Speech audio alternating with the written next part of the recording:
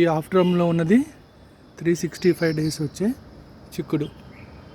ఇంత ఎండలో కూడా మనకి పూత పిందెలతోటి చెట్టు అయితే బాగుంది. కాకపోతే ఎండలు ఎక్కువగా ఉండబట్టి కొంత పూత అయితే చాలా వరకు రాలిపోతుంది.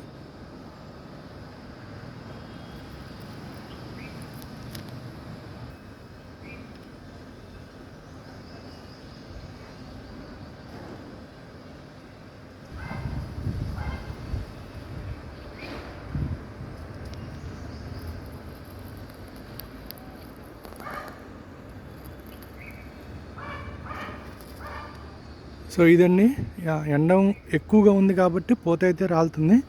కొంచెం చల్లబడితే మట్టి కాయలు వచ్చేస్తున్నాయి. ఆల్రెడీ మీరు పైన కొన్ని కాయలు అయితే చూశారు కదా.